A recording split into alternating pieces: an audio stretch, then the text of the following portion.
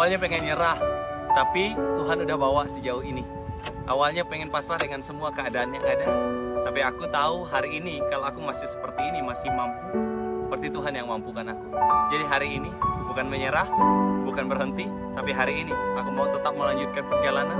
Aku tetap mau melihat dan aku mau tetap melangkah, karena aku tahu bahwa suatu hari aku akan lihat ada penyediaan dahsyat di depan sana yang Tuhan sedang kerjakan dan akan aku terima nantinya. God bless you.